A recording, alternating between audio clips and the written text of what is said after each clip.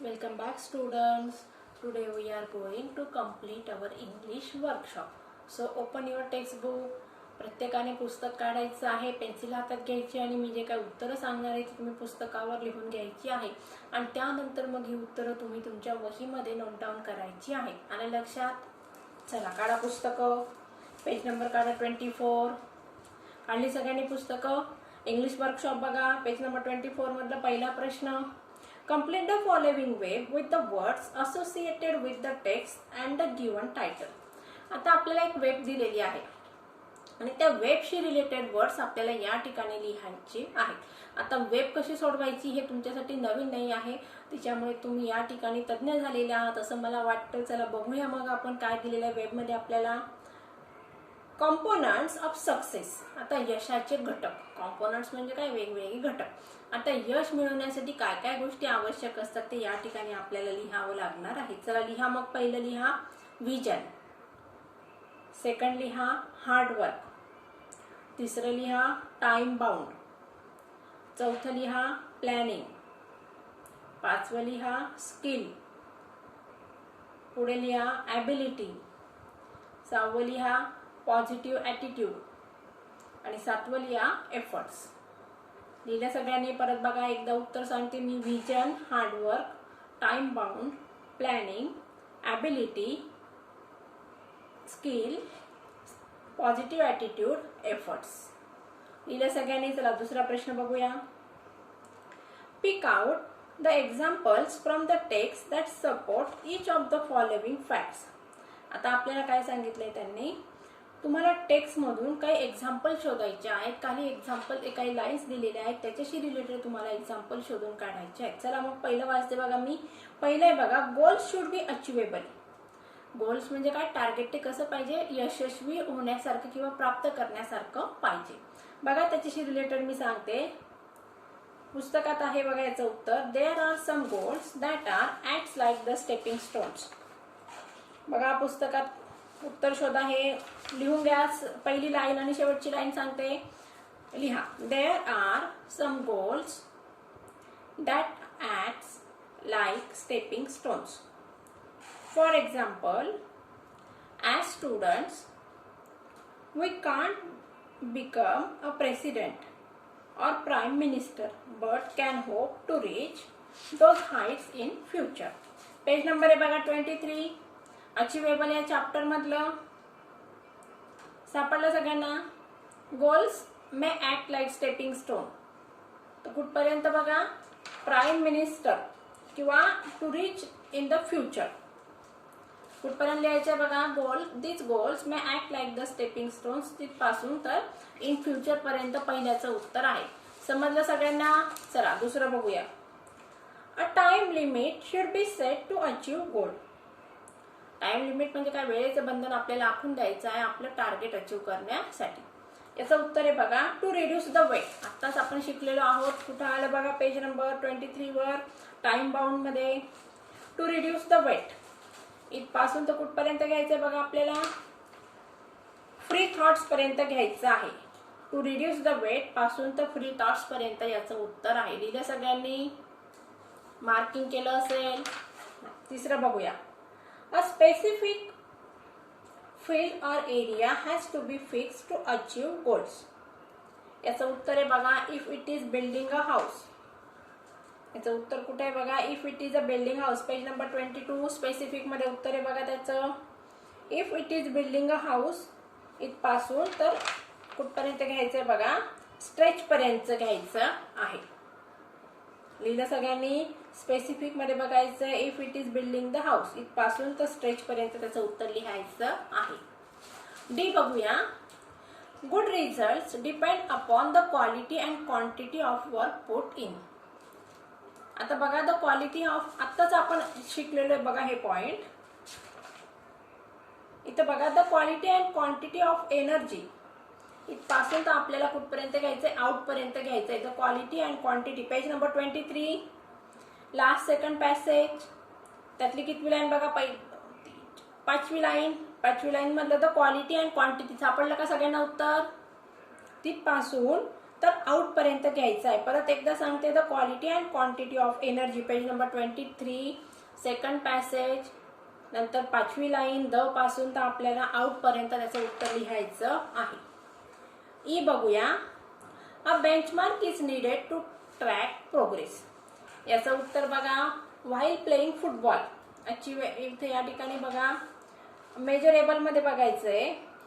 Page number 22 दिसलं सगळ्यांना. Last line, while playing football one's exact role and position has to be clearly defined. लिहिलं का सगळ्यांनी? चला पुढचं बघूया. आता तिसरा प्रश्न आहे, कंप्लीट द फॉलोइंग सेंटेन्सेस. तुम्हाला अशा प्रकारचे प्रश्न परीक्षेत विचारले जात असतात. काही वाक्य दिलेली, सेंटेन्स दिलेली असतात, ते इनकम्प्लीट असतात आणि ते इनकम्प्लीट सेंटेन्सेस तुम्हाला पॅसेजच्या मदतीने पूर्ण करायची असतात.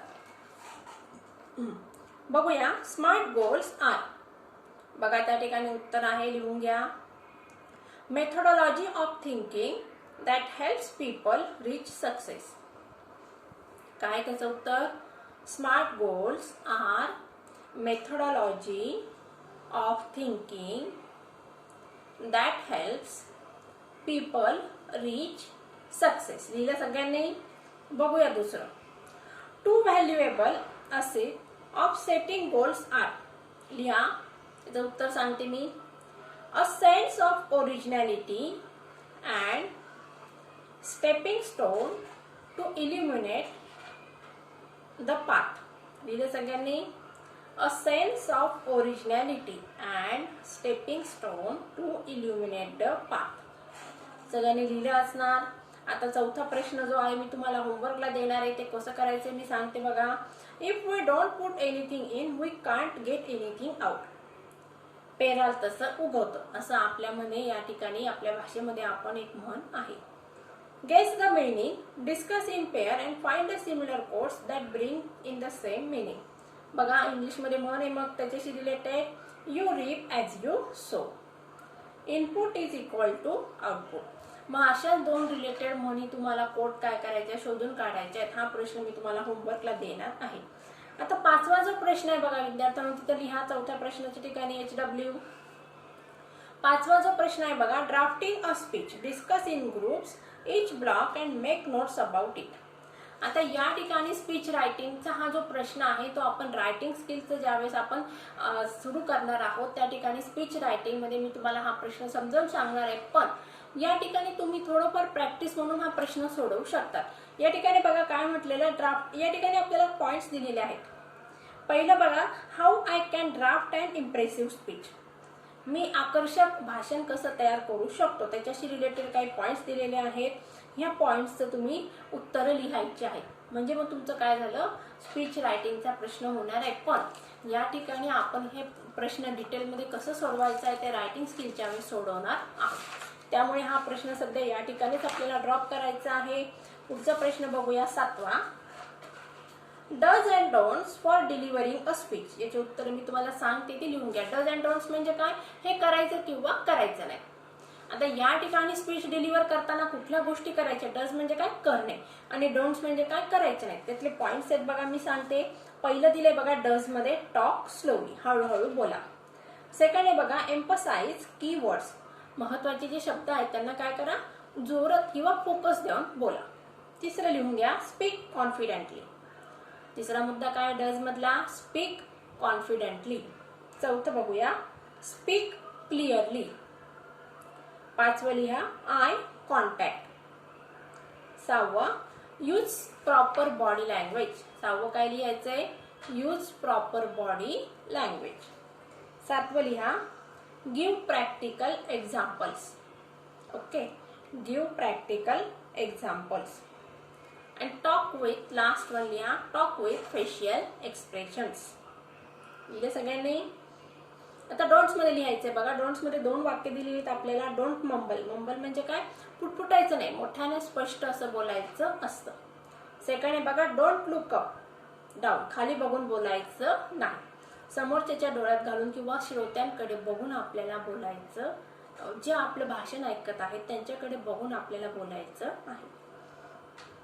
Don't criticise anyone. लिहा त्या ठिकाणी, डोंट क्रिटिसाइज एनी वन. क्रिटिसाइजचं spelling CRITISIZES.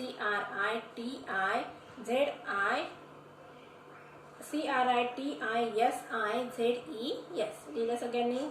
Criticise any one. तिसरं लिहा. Don't give unnecessary expressions. पुढचं घ्या. Don't play with mic. Don't be shy. Okay, लिहिलं सगळ्यांनी. आता 8वा प्रश्न पण बघा स्पीच रायटिंगशीच रिलेटेड आहे, त्यामुळे तो पण आपल्याला घ्यायचा नाहीये. 9वा प्रश्न प्रोजेक्ट वर्कचा आहे. आता आपल्याला डायरेक्ट वळायचं आहे लँग्वेज स्टडीकडे. बघा विद्यार्थ्यांनो, लँग्वेज स्टडीचा अतिशय महत्त्वाचा प्रश्न आहे. सगळ्यांनी नीट लक्ष देऊन ऐकायचं आहे. आता बघूया जिरण म्हणजे काय.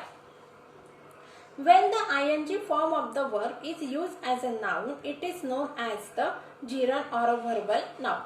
For example, the fighting went on here. To see that the ing form of the verb fight. बघा विद्यार्थ्यांना या ठिकाणी इन्फिनेटिव्ह आणि जिरण याची थोडक्यात मी तुम्हाला माहिती सांगते. बघा विद्यार्थ्यांनो लक्ष द्या. आता नॉन फायनाइट वर्बचे जे प्रकार आहेत, वर्बचे 2 प्रकार आहेत, फायनाइट वर्ब आणि नॉन फायनाइट वर्ब.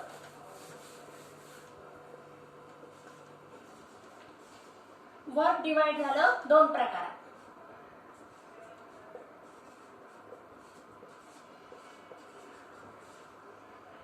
सेकंड आहे नॉन फायनाइट.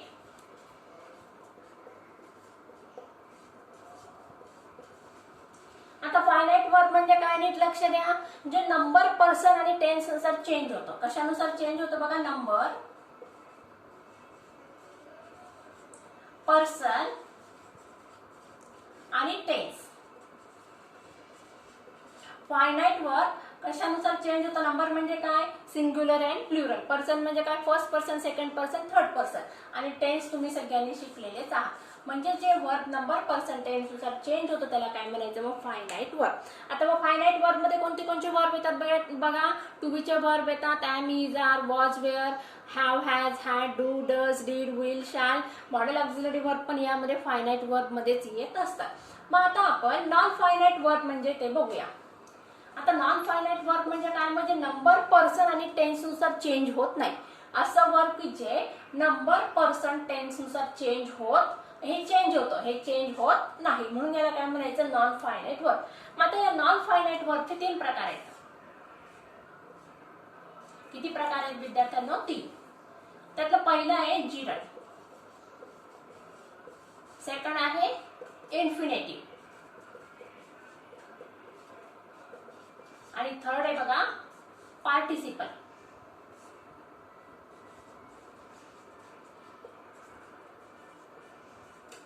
आता या पार्टिसिपलचे पण परत 2 प्रकार आहेत. आता आपल्याला फक्त या ठिकाणी या दोघांचाच अभ्यास करायचा आहे. कोणाचा? जिरण आणि इन्फिनेटिव्ह. आता जिरण म्हणजे काय, वर्ब प्लस आयएनजी. जिरण कसं ओळखायचं, वर्बला जर आयएनजी लागलेलं असेल त्याला काय म्हणायचं जिरण. फॉर एक्झाम्पल बघा प्ले, हे काय झालं वर्ब, त्याला मी लावलं आयएनजी. मग आता हे प्ले काय झालेलं आहे, जिरण झालेलं आहे. आलं लक्षात? प्लेइंग काय झालं, जिरण झालेलं आहे. आता या ठिकाणी इन्फिनेटिव्ह म्हणजे बघा, मग आता इन्फिनेटिव्ह म्हणजे काय, वर्बच्या पूर्वी काय लागतं, टू लागतं. बेस फॉर्मला काय लागतं, टू लागत असतं. V1 ला काय लागतं, टू. त्याला काय म्हणायचं मग आपल्याला इन्फिनेटिव्ह. फॉर एक्झाम्पल बघा प्ले, हे काय आहे, बेस फॉर्म आहे वर्बचा प्ले, आणि त्याला काय लावलं मी, टू लावलेला आहे. मग आता टू प्ले काय झालं, इन्फिनेटिव्ह झालेलं आहे. या ठिकाणी टू प्ले काय झालं, इन्फिनेटिव्ह झालेलं आहे. आलं लक्षात? बघा परत एकदा सांगते, वर्ब म्हणजे काय, वाक्यामध्ये आपल्याला वर्ब काय करत असतात, कृती करण्याचं कार्य करत असतात. मग आता या ठिकाणी वर्बचे 2 प्रकार असतात. वर्ब शिवाय कुठल्याही वाक्याला अर्थ पूर्ण होत नसतो. आता वर्बचे 2 प्रकार पडतात, फायनाइट वर्ब आणि नॉन फायनाइट वर्ब. आता फायनाइट वर्ब म्हणजे काय, जे नंबर, पर्सन आणि टेन्स नुसार चेंज होतो त्याला काय म्हणायचं फायनाइट वर्ब. आता फायनाइट वर्ब कुठले कुठले सांगितले होते मी बघा, टू बीचे आहेत, am, is, are, have, has, had, do, does, did, नंतर will, shall, modal auxiliary verb, ही सगळी काय आहेत, फायनाइट वर्ब आहे. मग आता आपल्याला वळायचंय नॉन फायनाइट वर्ब कडे. आता नॉन फायनाइट वर्बचे प्रकार 3 आहेत. किती प्रकार आहेत? 3. त्यातलं पहिलं आहे बघा जिरंड, दुसरं आहे इन्फिनेटिव्ह आणि तिसरं होतं पार्टिसिपल. मग आता तुम्हाला सध्या परीक्षेला अभ्यासायला किंवा या लेसनच्या चॅप्टरमध्ये फक्त दोनच वर्बचे नॉन फायनाईट वर्बचे प्रकार आहेत. त्यातलं पहिलं आहे जिरंड आणि दुसरं आहे इन्फिनेटिव्ह. मग आता जिरंड म्हणजे काय सगळ्यांनी थोडक्यात लक्षात ठेवायचं आहे, वर्ब प्लस आयएनजी. त्याला काय म्हणायचं जिरंड. हे वाक्यात नाऊनचं काम करत असतं म्हणून याला व्हर्बल नाऊन सुद्धा म्हणत असतात. आणि इन्फिनेटिव्ह म्हणजे काय बेस व्हर्बला काय लागत असतं टू लागत असतं, मग त्याला काय म्हणायचं इन्फिनेटिव्ह. फॉर एक्झाम्पल प्ले काय आहे बेस व्हर्ब आहे, त्याला काय लागलं टू लागलं, मग टू प्ले हे काय इन्फिनेटिव्ह आहे. विद्यार्थ्यांना तुम्हाला परीक्षेमध्ये इन्फिनेटिव्ह ओळखा किंवा जिरंड ओळखा असे प्रकार परीक्षेला विचारले जात असतात, असे सेंटेन्सेस तुम्हाला परीक्षेला विचारले जात असतात. आता इन्फिनेटिव्हचे पण परत दोन प्रकार पडतात बघा विद्यार्थ्यांनो. व्हर्बला टू लागतं त्याला काय म्हणायचं इन्फिनेटिव्ह, पण काही इन्फिनेटिव्ह मध्ये विदाउट टू असतं त्याला काय म्हणायचं मग बेअर इन्फिनेटिव्ह असं म्हणत असतात. Mostly modal auxiliary verbs act as a bare infinitive. म्हणजेच मॉडेल ऑक्झिलरी व्हर्बला मोस्टली काय म्हटलं जात असतं बेअर इन्फिनेटिव्ह म्हटलं जात असतं. चला पुस्तकाकडे वळूया, लक्ष द्या. Gerund when the ing form of the verb is used as a noun. आता सांगितलं बघा मी ing form of the verb हे नाउन नुसार वाक्यामध्ये कार्य करत असतं, मग त्याला काय म्हणायचं जिरंड किंवा व्हर्बल नाउन त्याला म्हणत असतात. आता फॉर एक्झाम्पल बघूया. The fighting went on. या ठिकाणी फाईट हे काय व्हर्ब आहे त्याला काय लागलं ing म्हणून फायटिंग काय झालेलं आहे जिरंड झालेलं आहे. पण हे वाक्यामध्ये कशाचं काम करत आहे नाउनचं काम करत आहे म्हणून याला व्हर्बल नाउन किंवा जिरंड म्हटलं जात असतं. Here we see that ing form of the verb fight is used as a subject in the fighting went on. It does a work of a noun. Read the following examples of gerunds. Gardening is an art. Cooking is a science. I enjoy reading poems. I like reading more than writing. Okay सगळ्यांना समजलं. चला बघूया मग infinitives. आता infinitives म्हणजे काय बघा. Sometimes the form of the verb in a sentence names the action but does not change according to the tense, number and person. मी आता सांगितलं बघा फायनाईट वर्ब काय करतं नंबर पर्सन टेन्स नुसार चेंज होत असतं. Non finite verb number person tense नुसार change होत नसतं. मग त्याला काय म्हणायचं बघा number person. Such a form is known as a non-finite form of an infinitive. मग त्याला काय म्हणायचं नॉन फायनाईट वर्ब त्यातला इन्फिनेटिव्ह हा एक प्रकार आहे. An infinitive is used with or without to. बघा मी आता सांगितलं तुम्हाला इन्फिनेटिव्हचा वापर आपण टू वरच्या अगोदर टू लावून करत असतो किंवा विदाउट टू सुद्धा इन्फिनेटिव्ह वापरले जात असतो. त्याला काय म्हणायचं मग bare infinitive. Examples. How did people first begin to drink tea. प्रश्न विचारलाय बघा लोकांनी कसं चहा प्यायला सुरुवात केली. माहिती या ठिकाणी टू ड्रिंक हे काय इन्फिनेटिव्ह आहे. ड्रिंक हे वर्ब आहे त्याच्या अगोदर काय लागलेलं आहे टू लागलेलं आहे म्हणून याला काय म्हणायचं इन्फिनेटिव्ह. दुसरं एक एक्झाम्पल दिले बघा. Can you name the beverage. आता या ठिकाणी नेम हे काय आहे बघा याला to verbs in one sentence. Underline the infinitive in the following sentences. मग आता आपल्याला या ठिकाणी काय केलेलं आहे एक्झाम्पल्स दिलेले आहेत. मग आता या एक्झाम्पल्सला आपल्याला काय करायचं आहे इन्फिनेटिव्ह आपल्याला शोधून काढायचे आहेत. मग आता या ठिकाणी बघा विद्यार्थ्यांनो हा सोपा प्रश्न आहे. हा तुम्ही होमवर्कला करू शकणार का. अतिशय सोपा आहे आणि नाही चालत तर मी पुन्हा समजावून सांगणार. आता बघूया पुढे. Finite. Underline the verbs and choose underline the verbs and choose the correct option from the brackets. Finite verb आता सांगते बघा जे नंबर पर्सन टेन्स नुसार चेंज होतं त्याला काय म्हणायचं मग फायनाईट वर्ब. एक कॉलम मध्ये काय दिले बघा. Pretty even wrote about it. या ठिकाणी आपल्याला टेन्स ओळखायचं आहे. मग आता या ठिकाणी प्रेझेंट टेन्स आहे का पास्ट टेन्स आहे पास्ट टेन्स आहे. त्या ठिकाणी अंडरलाइन करा कशाला पास्ट टेन्सला. आता रोट राईटचा V2 आहे रोट. सेकंड बघूया. Today Sanjay found a new book. आता फाउंड हे पण काय झालं पास्ट टेन्स आहे. मग या ठिकाणी फाउंड हे काय आहे सिंपल पास्ट टेन्सचं वाक्य आहे म्हणून या ठिकाणी काय कशाला अंडरलाइन करायची पास्ट टेन्सला अंडरलाइन करायची आहे. बघूया तिसरं. राहुल फाइंड्स मॅथ्स एसे. आता फाइंड्स वर्बला काय लागलेलं आहे यस लागलेलं आहे म्हणून हा प्रेझेंट टेन्स आहे. आता बी कॉलम मध्ये येऊया आपण. चला प्रिटी वॉज कॉर्नफुल. आता वॉज हे वर्ब आहे. आता वॉज हे सिंग्युलर पर्सनसाठी वापरलं जात असतं, ते पास्ट टेन्स मधलं वर्ब आहे, म्हणून त्या ठिकाणी काय करायचं आहे, सिंग्युलरला अंडरलाईन करायची आहे. सेकंड स्टेटमेंट बी कॉलम मधलं, this is the old kind of school. आता दिस इज हे काय आहे, वर्ब आहे. आता इज आपण हे प्रेझेंट टेन्स मधलं सिंग्युलर पर्सन साठी वापरलं जाणारं वर्ब आहे, म्हणून या ठिकाणी मग इज काय आहे, सिंग्युलर वर्ब आहे. They are sportsman. आता ते आहेत, कोण आहे, स्पोर्ट्समॅन आहेत. आता मॅनचं प्लुरल काय, मेन. आता एकापेक्षा जास्त माणसं आहेत, म्हणून या ठिकाणी प्रेझेंट टेन्स मधलं आर हे वर्ब वापरलेलं आहे, म्हणून आर हे काय या ठिकाणी प्लुरल वर्ब आहे. बघूया पुढे. Thus we see that verb form shows the tense, number, etc. Here the verb form changes according to the subject. A verb form which is decided by and changes according to the subject and the sentence is known as a finite verb. म्हणजे number person tense नुसार change होणाऱ्या वर्बला काय म्हणायचं, finite verb म्हणायचं असतं. For example बघा, you are very kind. If the subject you is change to she. आता यूच्या जागी आपण जर शी घेतलं तर काय होणार, शी इज व्हेरी काइंड, कारण सब्जेक्ट सिंग्युलर आहे. आता वर्ब या ठिकाणी चेंज होणार नाही, कारण सब्जेक्ट किंवा पर्सन एकच आहे. बघूया. Now change the verb form according to the change in the subject. आता बघूया, underline the present gerund and. आता हा तुम्हाला स्वतः सॉल्व करायचा आहे हा प्रश्न. My father, now I don't know, she don't know, हे तुम्ही स्वतः सॉल्व करायचं आहे. आता underline the gerund and present participle. हा प्रश्न तुम्हाला जमणार आहे का, की मी सोडवून देऊ, सांगते उत्तर, पटकन अंडरलाईन करून घ्या. Setting goal may appear easy but it is quite challenging. आता या ठिकाणी सेटिंग काय आहे, जिरंड आहे, बरोबर आहे. आता बघा विद्यार्थ्यांना, मी एक सांगते आणि चॅलेंजिंग पण काय आहे, जिरंड पार्टिसिपल आहे, ते काय प्रेझेंट पार्टिसिपल आहे. विद्यार्थ्यांना आपण ज्यावेळेस ग्रामर सेक्शन सुरू करणार आहोत त्या ठिकाणी मी तुम्हाला डिटेलमध्ये वर्ब या चॅप्टरमध्ये इन्फिनेटिव्ह, जिरंड आणि प्रेझेंट पार्टिसिपल याच्यामधला फरक समजावून सांगणार आहे. त्यामुळे आता फक्त आपण एक ओव्हरऑल उत्तरं लिहून घ्यायची आहेत आणि डिटेल्समध्ये मी तुम्हाला समजावून सांगेन.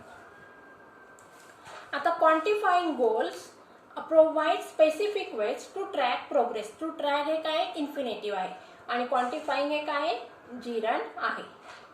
It is important to create, या ठिकाणी टू क्रिएट, तिसऱ्या वाक्यात टू क्रिएट काय, इन्फिनेटिव्ह आहे. पुढचं बघूया. We need to bring down the life images down to earth. आता टू अर्थ हे काय बघा, इन्फिनेटिव्ह आहे. टू एक्झिक्यूट इन्फिनेटिव्ह आहे. टू ब्रिंग काय आहे, इन्फिनेटिव्ह आहे. आता फाइंडिंग, पुढच्या वाक्यात फाइंडिंग काय आहे, जिरंड आहे. And right, finding the right footing, finding काय, जिरंड आहे. आता बघा, टू द नेक्स्ट प्लेस, या ठिकाणी फक्त फाइंडिंग काय आहे, जिरंड आहे. आता classify the noun, classify the following words into their respective columns. आता या ठिकाणी आपल्याला noun, verb, adjective, pronoun, preposition आणि कंजंक्शन, इंटरजेक्शन वेगवेगळ्या याच्यात लिहायची आहे. आता मी तुम्हाला सांगते बघा, तुम्ही पटकन उत्तरं लिहून घ्यायची आहेत. नाउनच्या कॉलममध्ये लिहा टॅकल, या ठिकाणी लिहा पटापट. Absence, expert. का तुम्ही हा प्रश्न सोडवतात का, आणि नसेल जमला तर मग मला सांगा, किंवा मी लिहून देऊ का, पटकन सांगायचंय, काय करायचं बघा. आता या ठिकाणी ॲडजेक्टिव्ह कुठले कुठले आहेत, ॲग्रेसिव्ह, नॅचरल. ओके. ॲब्सेन्स हे काय आहे, नाउन आहे. एक्झॅक्टली काय आहे, हे एक्झॅक्टली आहे ॲडवर्ब. ओके. अचीव काय आहे, वर्ब. क्लिअरली काय आहे, ॲडवर्ब. इमॅजिनेशन आहे, नाउन. प्रिसाइजली काय आहे, ॲडवर्ब. क्रिएट काय आहे, वर्ब. इम्पॉर्टंट काय आहे, ॲडजेक्टिव्ह. एक्सपर्ट काय आहे, ॲडजेक्टिव्ह. स्पेसिफिक काय आहे, ॲडजेक्टिव्ह. ऑफ काय आहे, प्रेपोजिशन. इफ काय आहे, कंजंक्शन. अँड काय आहे, कंजंक्शन. ओ काय आहे, इंटरजेक्शन. फ्रॉम काय आहे, प्रेपोजिशन.